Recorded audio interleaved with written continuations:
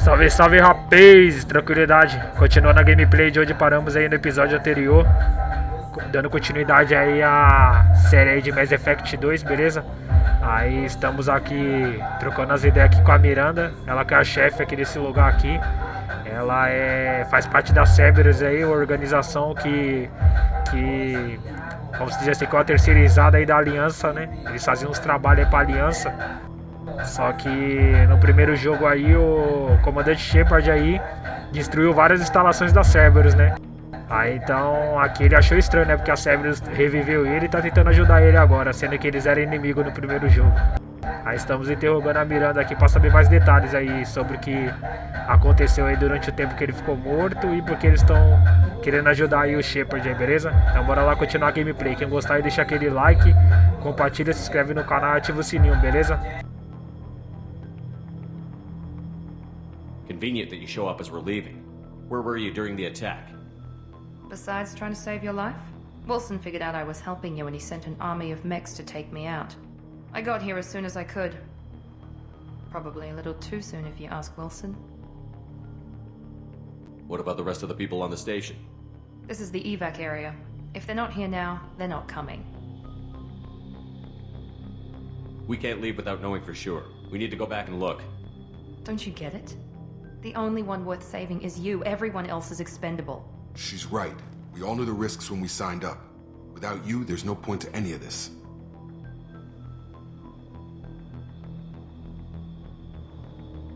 Where are we going?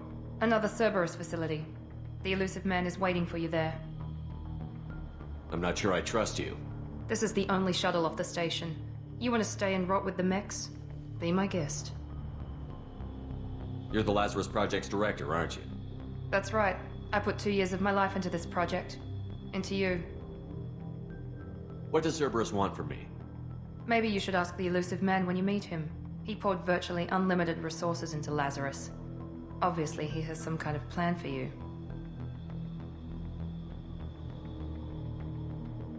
I've had enough of this station to last a lifetime. Or 2, in your case. Come on.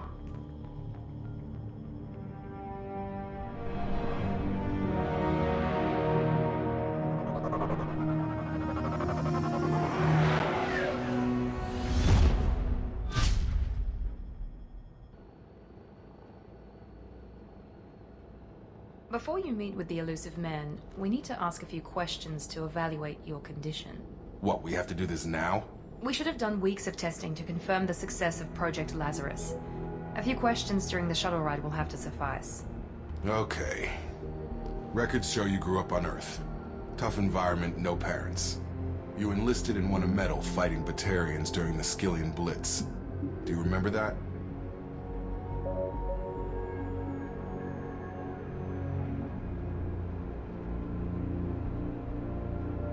A lot of lives depended on me holding that position. I did what I had to. However you want to put it, it was damn impressive. I had friends who were there. Satisfied, Miranda? Almost. Let's try something more recent. Vermeer, where you destroyed Saren's cloning facility. You had to leave one of your squad behind to die in the blast. Lieutenant Caden Alenko was killed in action. It was your call. Why did you leave him behind?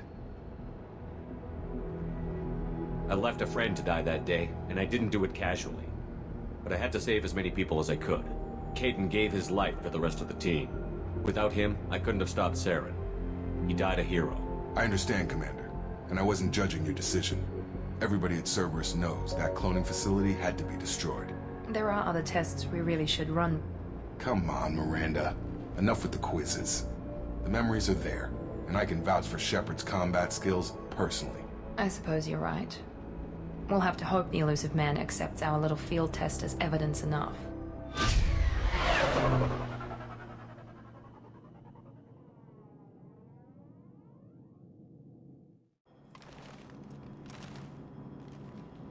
The Illusive man is waiting for you in the other room.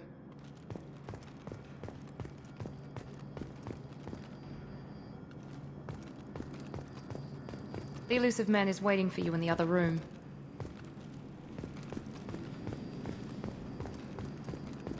I wouldn't keep the Illusive man waiting. Cadê que tem que ir?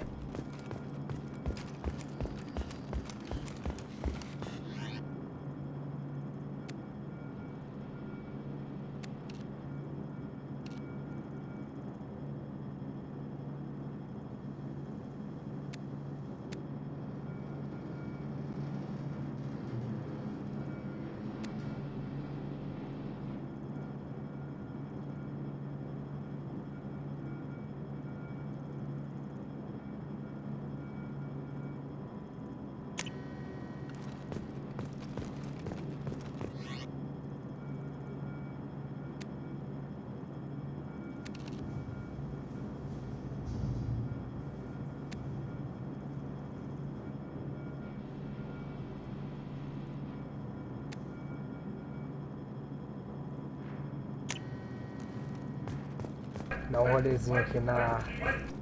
Eu acho que ali que tá ele. Deixa eu ver aqui o mapa. Uma olhada aqui. Vamos olhar aquela sala lá de trás, então.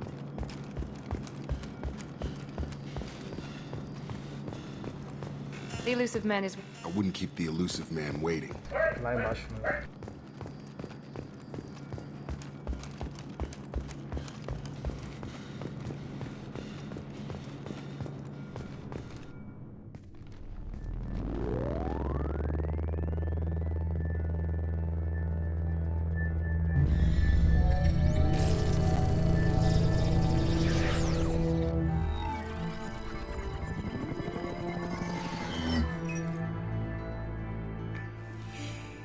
Commander Shepard. Illusive man. I thought we'd be meeting face to face. A necessary precaution. Not unusual for people who know what you and I know. And what exactly is it that you and I know? That our place in the universe is more fragile than we'd like to think. That one man, one very specific man, might be all that stands between humanity and the greatest threat of our brief existence.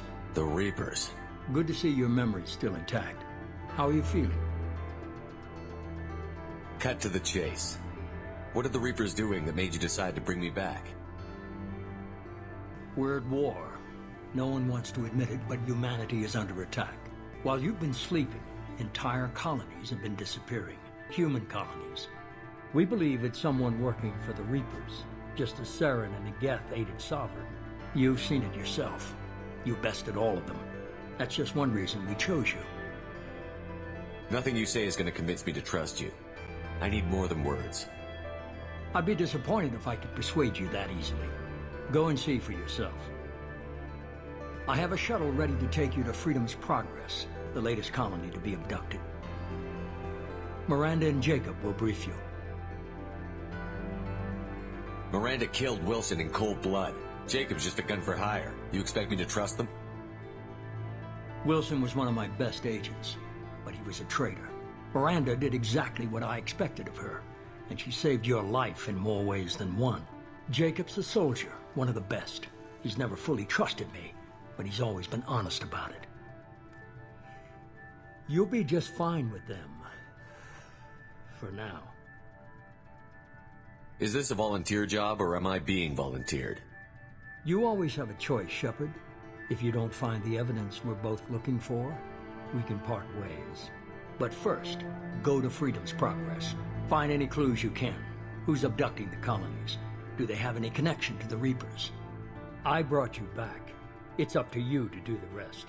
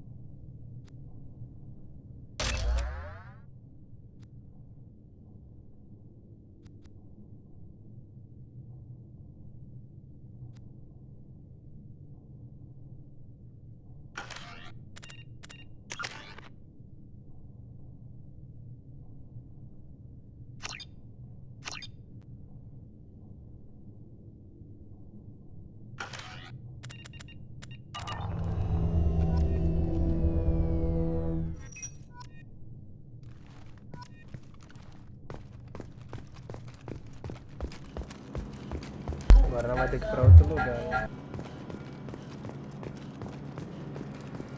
The Illusive Man is very impressed with you. I'm eager to see if you can live up to his expectations on this mission. I can't have anyone disobeying my commands when we get there.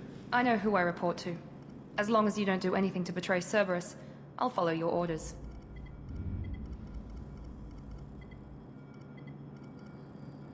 I never got a chance to say how much I appreciated what the Lazarus Project did for me. I just hope it was worth it. A lot of people lost their lives on that station. We have to work together here. Your attitude isn't helping anything. I have the utmost respect for your abilities, Shepard. It's your motivations that concern me. I believe in what Cerberus stands for. Only time will tell if you prove to be an asset or a liability to our cause. What can you tell me about this colony we're going to? Freedom's Progress? It's a typical human settlement in the Terminus systems. They had a small military force for protection supplemented by mechs and security drones. Average in almost every way, really. Completely unremarkable. Until the disappearance. Any thoughts on what we might run into there? A lot of empty buildings and one giant mystery.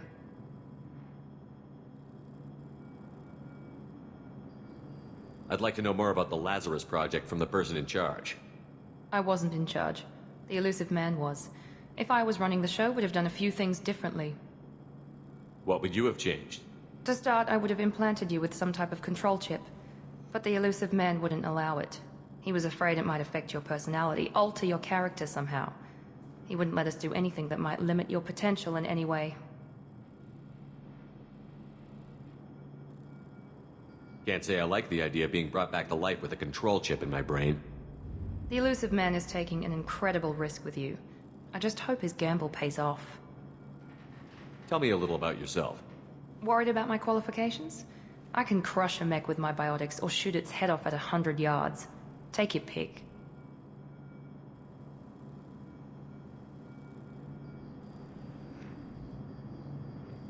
I was trying to get to know you as a human being.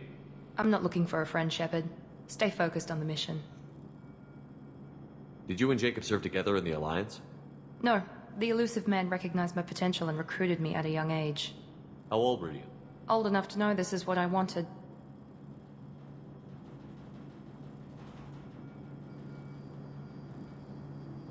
I'd like to know more about the Lazarus Project from I the wasn't person in charge.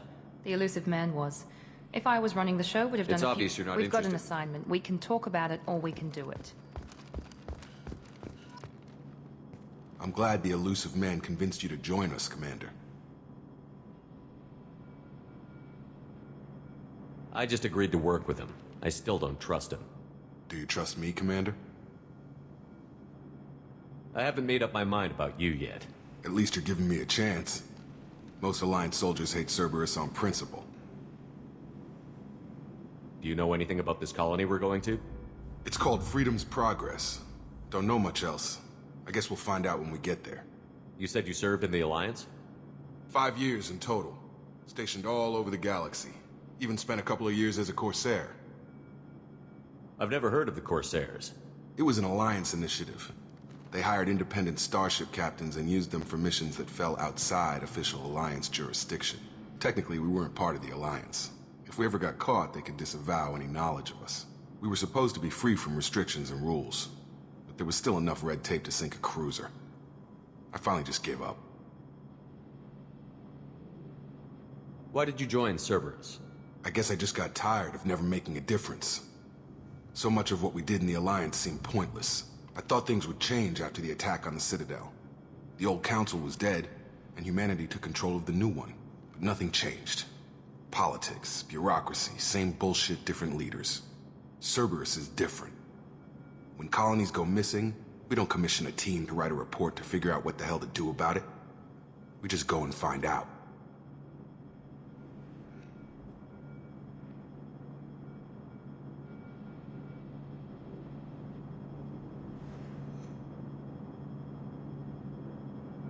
That's all for now. Yes, sir.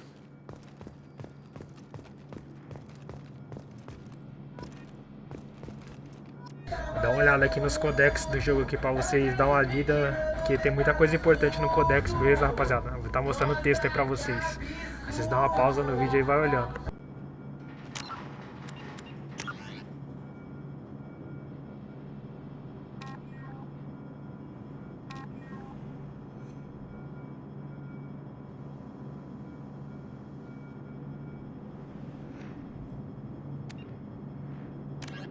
In the early 2160s, the Alliance began aggressive colonization of worlds in the Skyllian Verge, much to the dismay of the Batarians, who had been developing the region for several decades. In 2171, the Batarians petitioned the Council to declare the Verge a zone of Batarian interest. The Elcor are a citadel species native to the high-gravity world Dakuna. They are massive creatures, standing on 4 muscular legs for increased stability. Elcor move slowly, an evolved response to The Geth are a humanoid race of networked AIs. They were created by the Quarians 300 years ago as tools of labor and war. When the Geth showed signs of self-evolution, the Quarians attempted to exterminate. The Hanar are a citadel species known for excessive politeness. They speak with scrupulous precision and take offense at improper language. Hanar that expect to deal with other species take special courses to help. The Krogan evolved in a hostile and vicious environment. Until the invention of gunpowder weapons, eaten by predators was still the #1 cause of Krogan fatalities. Afterwards, it was death by gunshot. When the Solarians discovered them, the Krogan were a brutal, primitive species, struggling to survive a self-inflicted nuclear winter. Driven from their home system by the Geth nearly 3 centuries ago, most Quarians now live aboard the Migrant Fleet, a flotilla of 50,000 vessels ranging in size from passenger shuttles to mobile space stations. Home to 17... A myth common to several cultures in the galaxy. Reapers were imagined to be space monsters who consumed entire stars. Archaeologists and mythologists attempting to uncover sources for such myth. The Volus are a member species of the Citadel with their own embassy, but they are also a client race of the Turians. Centuries ago, they were voluntarily absorbed into the hierarchy, effectively. The Asari were the first species to discover the Citadel. When the Solarians arrived, it was the Asari who proposed the establishment of the Citadel Council to maintain peace throughout the galaxy. Since then, the Asari have served as the mediators and centrists of the Council. An all-female race, the Asari reproduce through a form of parthenogenesis. They can attune their nervous system to that of another individual of any gender and of any species to reproduce. This capability has led to the unseemly and inaccurate rumors about Asari promiscuity. Asari can live for over 1,000 years, passing through 3 stages of life. In the maiden stage, they wander restlessly, seeking new knowledge. The second species to join the Citadel, the Solarians, are warm-blooded amphibians with a hyperactive metabolism. Solarians think fast, talk fast, and move fast. To Solarians, other species seem sluggish and dull-witted. Unfortunately, their metabolic speed leaves them with a relatively short lifespan. Solarians over the age of 40 are a rarity. The Solarians were responsible for advancing the development. Roughly 1,200 years ago, the Turians were invited to join the Citadel Council to fulfill the role of galactic peacekeepers. The Turians have the largest fleet in Citadel space, and they make up the single largest portion of the Council's military forces. As their territory and influence has spread, the Turians have come to rely on the Solarians for military intelligence and the Asari for diplomacy. Despite a somewhat colonial attitude towards the rest of the galaxy, the ruling hierarchy understands they would lose more than they would gain if the other 2 races were ever removed. Turians come from an autocratic society that values discipline. 50,000 years ago, the Protheans were the only spacefaring species in the galaxy. They vanished in a swift galactic extinction. Only the legacy of their empire remains. They are believed to have built the mass relays and the Citadel, which have allowed numerous species to explore and expand throughout the galaxy. Prothean ruins are found on worlds across the galaxy. While surprisingly intact for their age, functioning examples of Prothean paleotechnology are rare. Time and generations of looters have picked their dead cities and derelict stations clean. Some believe the Protheans meddled in the evolution of younger races. Medigel is a common medicinal salve used by paramedics, EMTs, and military personnel. It combines several useful applications: a local anesthetic, disinfectant, and clotting agent all in one. Once applied, the gel is designed to grip tight to flesh until subjected to a frequency of ultrasound. It is sealable against liquids, most notably blood. The Systems Alliance space vehicle Normandy is a prototype starship created as a joint human and Turian venture. A frigate optimized for reconnaissance missions, the vessel uses state-of-the-art stealth technology. Most ships generate tremendous heat that is easily detectable against the absolute zero background of space. The Normandy, however, temporarily sinks this heat within its hull. Because of exterior hull refrigeration, the ship can travel undetected for hours, or drift passively for days of covert observation. That heat sinking carries the risk of cooking the crew alive if the stored heat is not eventually radiated. Also contributing to stealth is the Normandy's revolutionary Tantalus drive. A Mass Effect core double the Citadel is an ancient deep space station, presumably constructed by the Protheans.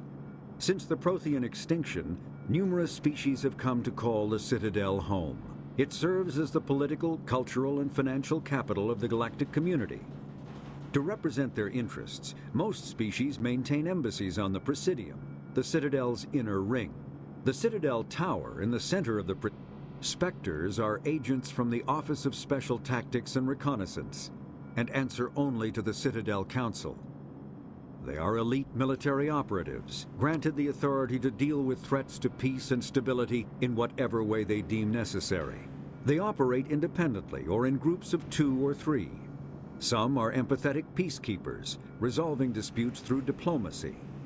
Others are cold-blooded assassins, ruthlessly dispatching problem individuals. All get the job done one way or another, often operating outside the bounds of galactic law. The Spectres were founded after the... Immediately following the First Contact War, an anonymous extranet manifesto warned that an alien attempt at human genocide was inevitable. The manifesto called for an army, a Cerberus, to guard against invasion through the Charon Relay. Derided as survivalist rhetoric written by an elusive man, the manifesto and its anonymous author soon fell off the media radar. But in 2165, terrorists stole antimatter from the SSV Geneva. The sole figure arrested named his sponsor Cerberus. Throughout the 2160s and 2170s, alleged Cerberus agents assassinated politicians, sabotaged starships bearing EZO, and conducted nightmarish experiments on aliens and humans. Denounced as human supremacist, Cerberus calls itself human survivalist. Counter-terror experts speculate Cerberus may have changed leadership with its recent shift to stockpiling ships, agents, and weapons. Whether he, she, or they, the Illusive Man hides. The reclusive tycoon calling himself the Illusive Man is a human nationalist focused on advancing human interests, whatever the cost to non-humans. The Citadel Council regards him as a fanatic, posing a serious threat to galactic security. A mysterious maverick, to say the least, the Illusive Man heads the Cerberus network. Dubbed the Illusive Empire by investigators, Cerberus is an allegedly untraceable syndicate of private intelligence agencies, biotics laboratories, engineering and scientific research teams, and lucrative front companies. Freedom's Progress colony was once a typical Alliance settlement, but following complete communications blackout and its apparent destruction, is now a lightning rod for anxiety and dread in the galactic human community. The communications blackout followed an upgrade of the colony's small military force, supplemented by mechs and security drones, with high-powered, tower-mounted Guardian lasers. Colonists complained about construction cost overruns, delays, noise, and damage to the local... Biotics is the ability of rare individuals to manipulate dark energy and create mass effect fields through the use of electrical impulses from the brain. Intense training and surgically implanted amplifiers are necessary for a biotic to produce mass effect fields powerful enough for practical use. The relative strength of biotic abilities varies greatly among species and with each individual. There are 3 branches of Element 0 can increase or decrease the mass of a volume of space-time when subjected to an electrical current. With a positive current, mass is increased.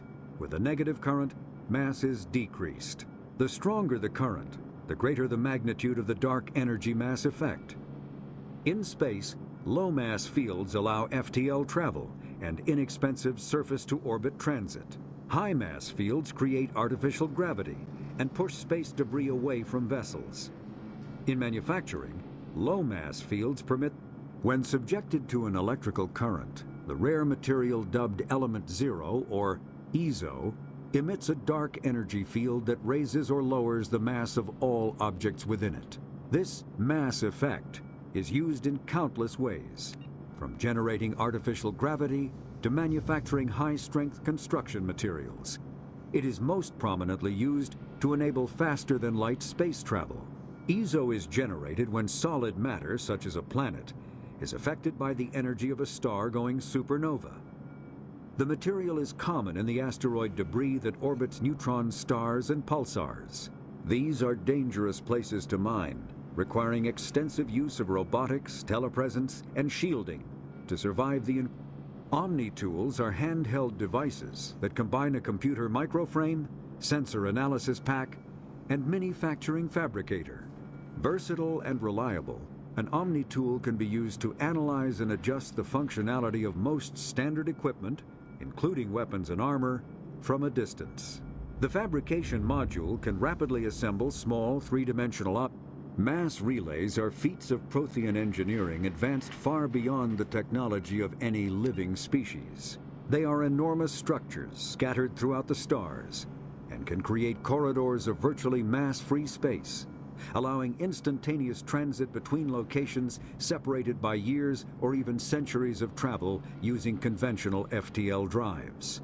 Primary mass relays can propel ships thousands of light years, often from one spiral arm of the galaxy to another. However, they have fixed one-to-one connections. A primary relay connects to one other primary relay and nowhere else. Secondary relays can only propel ships across a few hundred light years. However, they are omnidirectional. A secondary relay can send a ship to any other relay within its limited range. There are many dormant primary relays whose corresponding twins have not yet been located. These are left inactive until their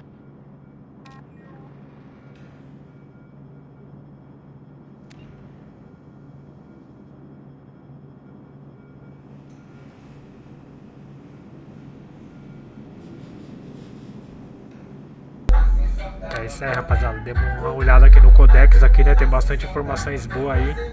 Aí se vocês quiserem tá dando uma lida aí, vocês vai pausando o vídeo, eu deixo o vídeo mais lento pra vocês ir conseguindo ler tudo, beleza? Aí é bom vocês dar uma lida aí pra entender a história do jogo. Aí então eu fiz isso aí pra vocês tá dando uma olhada aí se vocês quiserem, beleza? Eu vou estar encerrando o vídeo por aqui. Quem gostou deixa aquele like aí, compartilha e se inscreve no canal. Todo dia 6h15 aí tem vídeo novo no canal, beleza? É nóis aí, até a próxima.